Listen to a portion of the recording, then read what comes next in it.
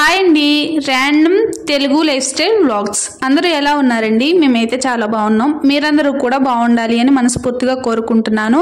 ఈరోజు వీడియోలో మీకు యూజ్ఫుల్ అయ్యే కొన్ని టిప్స్ని అయితే మీతో షేర్ చేసుకోవాలి అనుకుంటున్నాను. వీడియో అయితే చాలా బాగుంటుందండి. మీకు యూజ్ అయ్యే చాలా టిప్స్ని అయితే షేర్ చేస్తాను.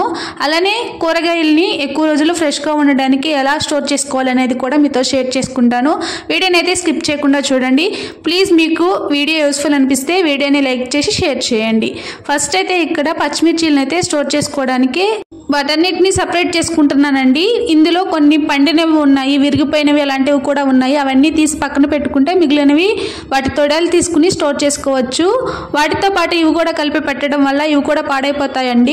ఇలా పచ్చిమిర్చిల్ని స్టోర్ చేసుకునేటప్పుడు కొన్నిసార్లు పండిన వాటిని కూడా తొడలు తీసేసి వాటిలో కలిపేసి స్టోర్ చేసుకుంటూ ఉంటామండి. అలా చేయడం వల్ల కూడా ఇవి ఎక్కువ రోజులైతే ఫ్రెష్గా ఉండవండి. వాటికున్న కాడలు తీసేసినా కానీ కొన్నిసార్లు మిగిలినవి కూడా పండుతూ ఉంటాయి. అందువల్ల వాటిని అయితే తీసేసి సపరేట్ చేసుకుని బాగున్న వారికి స్టోర్ చేసుకుంటే ఎక్కువ రోజులు ఫ్రెష్గా ఉంటాయి. అలానే పండిన వాటితో పాటు కొన్ని విరిగిపోయి ఉంటాయి, వాటిని కూడా తీసేయాలండి. వాటితో పాటు ఇవి కూడా వేస్తే అవి మెత్తగా అయిపోయి ఇవి కూడా పాడైపోతాయి. పండినవి విరిగిపోయినవన్నీ సపరేట్ చేసి వాటిని ముందు యూస్ చేసుకుంటే సరిపోతుందండి. వీటిని ఫ్రిడ్జ్లో పెట్టుకున్నా కానీ ఎక్కువ రోజులు ఫ్రెష్గా ఉంటాయి. ఇలా అన్నిటిని పక్కనైతే పెట్టుకుంటున్నాను. ఇలా అన్ని క్లీన్ చేయడం అయిపోయిన తర్వాత వేస్ట్గా ఉన్నవన్నీ కవర్లోకి అయితే వేసుకుంటాను. డస్ట్బిన్లో కవర్స్ అయితే యూస్ చేయనండి. ఇలా రోజు కూరగాయలు తెస్తూ ఉన్నప్పుడు కవర్లు వస్తూ ఉంటాయి కదా, వాటిని యూస్ చేయకుండా పక్కన అలా పెడితే ఎక్కువ అయిపోతున్నాయని వీటిని యూస్ చేస్తున్నానండి. డస్ట్బిన్ కవర్స్ అయితే వేయను.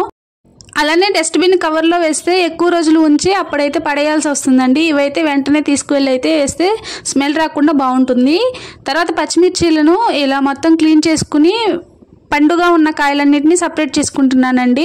కొంచెం పండుగా ఉన్నవి వేసినా కానీ తొడలు తీసినా అవి పండిపోతూ ఉంటాయి, అందుకని వాటిని తీసి సపరేట్ చేసుకుంటున్నాను.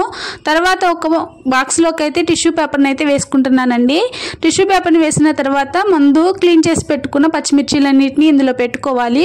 ఎందుకంటే అడుగున టిష్యూ పేపర్ని వేయడం వల్ల తడేమన్నా ఉంటే టిష్యూ పేపర్ పీల్చుకుని పాడవకుండా ఉంటాయి. ఇలా మొత్తం అన్ని వేసిన తర్వాత పైన కూడా టిష్యూ పేపర్ని వేసి మూత అయితే పెట్టుకోవాలి. కొన్ని పచ్చిమిర్చిలను ముగ్గినవి సపరేట్ చేశాను కదండి, అవి కూడా వీటిపైన అయితే వేస్తున్నాను. పైన ఉంటే తీసుకుని త్వరగా యూస్ చేయొచ్చు అని అలా అయితే పైన పెడుతున్నాను. లేకపోతే చట్నీ ఏమైనా చేయాలి అంటే పక్కన పెట్టేసి అప్పుడైతే యూస్ చేసుకుంటానండి. ఆ రోజుకైతే చట్నీ చేసేసాను, అందుకని పైనే పెడుతున్నాను, రేపు యూస్ చేసుకోవచ్చు అని. తర్వాత కొత్తిమీరను కూడా క్లీన్ చేసుకుంటున్నానండి. ఇవి కూడా ఎక్కువ రోజులు ఫ్రెష్గా ఉంటాయి. కొన్నిసార్లు మనం ఎలా చేసి పెట్టినా కానీ అవి పాడైపోతూ ఉంటాయి కదండి, ఫ్రెష్గా అయితే ఉండదు. ఫస్ట్ అయితే కొత్తిమీర వేర్లను అయితే కట్ చేసుకోవాలి. తర్వాత పండిన ఆకులు పాడైపోయిన ఆకులు అన్నిటిని సపరేట్ చేసుకుని తీసేసేయాలి. వేర్లతో కనుక పెట్టినట్లయితే కొన్నిసార్లు గ్రీన్ కలర్లో ఉన్న ఆకులు కూడా పండిపోతాయండి, సరిగ్గా బాగోవు, కుళ్ళిపోతూ ఉంటాయి. అప్పుడు వేర్లు కట్ చేసుకుని పెట్టుకుంటే ఫ్రెష్గా అయితే ఉంటాయి ఎక్కువ రోజులు. ఇలా మొత్తం అన్నీ తీసేసుకున్న తర్వాత వీటిని కూడా బాక్స్లో అయితే పెట్టుకుంటున్నాను. కొన్నిసార్లు వేర్లు తీసేసి పండిన ఆకులు సపరేట్ చేసి పెట్టినా కానీ పాడవుతూ ఉంటాయండి. అలా అవ్వకుండా ఉండడానికి ఫస్ట్ అయితే బాక్స్ అడుగున టిష్యూ పేపర్ని అయితే వేసి పైన కూడా టిష్యూ పేపర్ని పెడితే వారం రోజులు ఫ్రెష్గా అయితే ఉంటాయండి.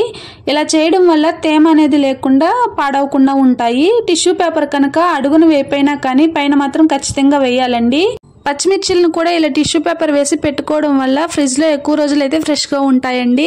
20 days పైనే ఫ్రెష్గా ఉంటాయి, అసలు పాడవవు. పచ్చిమిర్చిలో ఏమైనా రెడ్ కలర్ ఉన్నవి కానీ అలానే విరిగిపోయినవి అలాంటివి ఉంటే ఖచ్చితంగా పాడైపోతాయండి, ఎక్కువ రోజులు ఫ్రెష్గా ఉండవు. వాటిని సపరేట్ చేసి మాత్రమే ఫ్రిడ్జ్లో పెట్టుకోవాలి. 20 days పైన ఫ్రెష్గా ఉంటాయి. తర్వాత బెండకాయలను అయితే తీసి పక్కన పెట్టుకుంటున్నాము కర్రీ చేయాలని. కర్రీ చేసేటప్పుడు ఇందులో ఒక సపరేట్గా పౌడర్ని అయితే వేస్తానండి, అది కూడా మీతో షేర్ చేసుకుంటాను. టమోటాలను పాడవకుండా ఎక్కువ రోజులు ఫ్రెష్గా ఉండటానికి ఫ్రిడ్జ్లో పెట్టుకుంటూ ఉంటాం కదండి, అవి తీసి వండుకోవడానికి కూలింగ్ మొత్తం పోయేంత వరకు బయట పెట్టాలి. అలానే కొన్నిసార్లు ఫ్రిడ్జ్లో పెట్టినవి అంత టేస్ట్గా కూడా ఉండవండి, పాడైపోతాయని ఎక్కువగా ఫ్రిడ్జ్లో పెడుతూ ఉంటారు. అలా అవ్వకుండా ఉండడానికి టమోటాలను అయితే ఇలా రివర్స్ చేసి పెట్టుకుంటే ఎన్ని రోజులైనా ఫ్రెష్గా ఉంటాయండి. ఎక్కువగా టమోటాలు తొడిమి దగ్గరే కుళ్ళిపోతూ ఉంటాయి కదండి, ఇలా రివర్స్ చేసి పెడితే అసలు కుళ్ళిపోవు, చాలా బాగుంటాయి, ఎన్ని రోజులైనా అలానే ఉంటాయండి. ఒకసారి మీరు కూడా ట్రై చేయండి. కూరగాయల్ని వీడియో కోసమని బయట అయితే పెట్టట్లేదు. ఎప్పుడు తెచ్చినా కానీ ఇక్కడే స్టోర్ చేసుకుంటాను. ఫ్రిడ్జ్లో అయితే అసలు పెట్టనండి. ఫ్రిడ్జ్లో పెట్టి వంట చేసిన వాటికి ఇలా బయట పెట్టి వంట చేసిన వాటికి టేస్ట్ అయితే చాలా డిఫరెన్స్ ఉంటుంది కదా. అందుకని నేనైతే ఫ్రిడ్జ్లో పెట్టనండి. ఫ్రిడ్జ్లో పెట్టినవి నాకు టేస్ట్ అయితే అంతగా నచ్చవు. అలానే కూరగాయలన్నీ పెట్టనండి, కొన్ని అయితే పెడతాను. పచ్చిమిర్చి, కరివేపాకు, పుదీనా ఇలాంటివి అయితే పెడతాను. ఇలా టమోటాలు కానీ, వంకాయలు కానీ ఇలాంటివి ఏమైనా ఉన్నా, బెండకాయలు కానీ వాటన్నిటిని బయటే పెడతాను. పాడయ్యేవి ఎక్కువ రోజులు ఉండవు అనుకున్నవి మాత్రం ఫ్రిడ్జ్లో పెట్టుకుంటానండి. ఇలా డైలీ యూస్ చేసేవి మాత్రం ఖచ్చితంగా బయటే పెట్టుకుంటాను. ఇలా మొత్తం కూరగాయలు సర్దడం అయిపోయిన తర్వాత మొత్తం క్లీన్ చేసుకుని మాబ్ అయితే పెట్టుకుంటానండి. డైలీ అయితే పెట్టను, 2 డేస్కి అలా పెడతాను. మొత్తం అంతా క్లీన్ చేసుకుని మాబ్ పెట్టుకుని వంట అయితే స్టార్ట్ చేస్తానండి. ఇప్పుడు క్లీన్ చేసుకుని మాబ్ అయితే పెట్టుకుంటున్నాను. టిఫిన్లోకి కానీ లంచ్ బాక్స్ కానీ ఒకేసారి ప్రిపేర్ చేస్తానండి. ఇలా మొత్తం క్లీన్ చేసుకుని పెట్టుకుంటే మళ్ళీ తర్వాత పని ఉండదని ఫస్ట్ అయితే క్లీన్ చేసుకుని వంట పని అయితే స్టార్ట్ చేస్తానండి. పని మొత్తం అయిపోయిన తర్వాత ఫ్రెష్ అయ్యి పూజ అయితే చేసుకుంటాను. ఇలా నా డే రొటీన్ అయితే ఉంటుంది.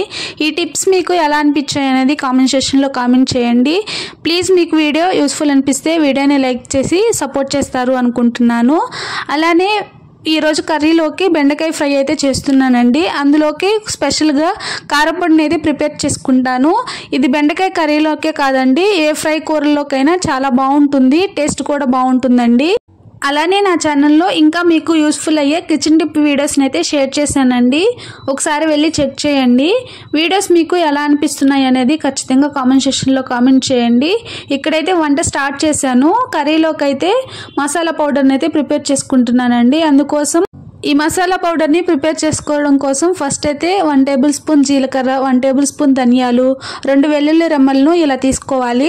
అలానే 2 టేబుల్ స్పూన్ల వెండిశనగపప్పు, కొద్దిగా కొబ్బరి ముక్కలను అయితే తీసుకుని మెత్తగా గ్రైండ్ చేసుకోవాలండి. ఇందులోనే మీకు టేస్ట్కి తగినంత కారంని, కొద్దిగా సాల్ట్ని వేసి ఇలా మెత్తగా గ్రైండ్ చేసుకోవాలి. ఇలా గ్రైండ్ చేసుకుని పెట్టుకోవడం వల్ల ఏ ఫ్రై కర్రీస్లోకైనా వేసుకోవచ్చండి. అప్పటికప్పుడు వేసుకునే దానికన్నా ఇలా ఒకసారి గ్రైండ్ చేసి పెట్టుకుంటే ఫ్రై కర్రీస్లో ఎప్పుడు కావాలంటే అప్పుడు యూస్ చేసుకోవచ్చు. అలానే కొన్నిసార్లు కర్రీస్లో ఆయిల్ ఎక్కువ అవుతూ ఉంటుంది కదండి. అలా అవినప్పుడు కూడా ఈ పౌడర్ని వేసుకోవడం వల్ల ఆయిల్ ఎక్కువైనట్లే అనిపించదండి. ఎందుకంటే పౌడర్లో ఎండుశనగపప్పుని వేసుకున్నాం కాబట్టి ఎండుశనగపప్పు ఆయిల్ని అయితే పీల్చుకుంటుంది. ఆయిల్ ఎక్కువైనా కానీ చాలా పొడి పొడిగా ఉంటుందండి. అలానే ఈ కారపొడిని వేయడం వల్ల కర్రీ టేస్ట్ కూడా చాలా బాగుంటుందండి. ఒకసారి మీరు కూడా ట్రై చేయండి.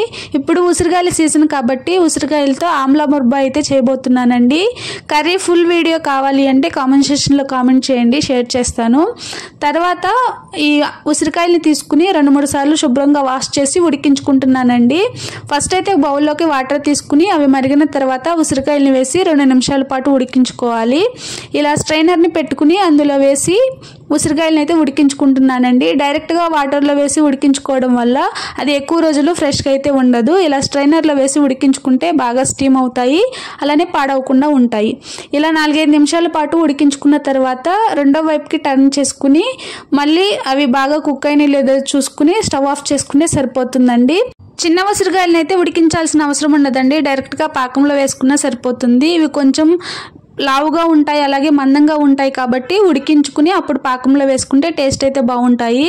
ఇలా ఈజీగా నైఫ్కి కుచ్చుకుంటే త్వరగా వెళ్ళిపోవాలి. మరీ గట్టిగా వెళ్తున్నట్లయితే 2 నిమిషాల పాటు ఉడికించుకుని స్టవ్ ఆఫ్ చేసుకుంటే సరిపోతుంది. ఇవి చల్లారిన తర్వాత ఘాట్లు పెట్టుకుని పాకంలో వేసుకోవాలండి. ఈ ఉసిరికాయలను 1/2 కేజీ అయితే తీసుకున్నాను. 1/2 కేజీకి 1/2 కేజీ కన్నా బెల్లం కొంచెం తగ్గించి అయితే వేసుకున్నానండి. స్వీట్ కనుక మీకు ఎక్కువ కావాలి అనిపిస్తే 1/2 కేజీ వేసుకున్నా సరిపోతుంది. ఇవి కొంచెం వగరుగా ఉంటాయి కాబట్టి పాకంలో బాగా ఉడకాలండి. ఇలా బెల్లంని యాడ్ చేసుకుని బెల్లం మొత్తం కరిగి బాగా మరుగుతూ ఉన్నప్పుడు ఉసిరికాయలను అయితే యాడ్ చేసుకోవాలి. ఉసిరికాయలకి ఖచ్చితంగా ఘాట్లు పెట్టుకోవాలండి. చిన్న ఉసిరికాయలు అయితే పెట్టుకోవాల్సిన అవసరం లేదు. ఇవి కొంచెం పెద్దగా ఉంటాయి కాబట్టి ఇలా ఘాట్లు పెట్టుకుని బాగా ఉడికించుకోవాలి. కొంచెం సేపటికి పాకం కలర్ అయితే చేంజ్ అవుతుంది, అలాగే ఉసిరికాయల కలర్ కూడా చేంజ్ అయిపోతుందండి. అప్పుడు కొంచెం కొద్దిగా సాల్ట్, టేస్ట్కి తగినంత యాలకుల పొడిని కూడా వేసి మొత్తం బాగా మిక్స్ చేసుకోవాలి. ఈ ఉసిరికాయలు పాకంలో బాగా ఉడికాయో లేదో తెలుసుకోవాలి అంటే మనం ఘాట్లు పెట్టుకున్నప్పుడు ఉసిరికాయ బాగా ఉడికితే విళ్ళిపోతూ ఉంటుందండి. అలానే ఉసిరికాయ సైజు కూడా తగ్గి కలర్ కూడా చేంజ్ అవుతుంది.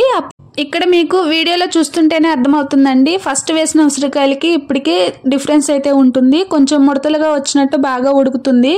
పాకంలో వేసిన తర్వాత ఇవి కలర్ చేంజ్ అవ్వడానికి చాలా టైమే పడుతుందండి. నిదానంగా ఉడికించుకోవాలి. ఇలా వచ్చాక స్టవ్ ఆఫ్ చేసుకోవాలి. వీటిని ఇలా ఓవర్ నైట్ మొత్తం అలానే వదిలేస్తే నెక్స్ట్ డే మార్నింగ్ కల్లా ఉసిరికాయలు పాకం మొత్తం బాగా పీల్చుకుని టేస్ట్ అయితే చాలా బాగుంటాయండి. వగరు కూడా ఉండవు. అప్పటికప్పుడు తింటే కొంచెం వగరుగా అనిపిస్తాయి. వీటిని ఇలా స్టీల్ బాక్స్లో కాకుండా ప్లాస్టిక్ బాక్స్లో స్టోర్ చేసుకుని పెట్టుకుంటే 1 మంత్ వరకు ఫ్రెష్గా ఉంటాయి. ఉసిరికాయలు దొరకని టైంలో ఇలా ఆమ్లా ముర్బాని చేసుకుని పెట్టుకుంటే ప్రతిరోజు తింటే హెల్త్కి కూడా చాలా మంచిదండి. ఈ టిప్స్ మీకు ఎలా అనిపించాయి అనేది కామెంట్ సెక్షన్లో కామెంట్ చేయండి. ఈ వీడియో మీకు నచ్చితే ప్లీజ్ లైక్ చేసి సబ్స్క్రైబ్ చేసుకోండి. మరొక మంచి యూస్ఫుల్ అయ్యే వీడియోతో మీ ముందుకైతే వస్తాను. Thanks for watching. Keep smiling.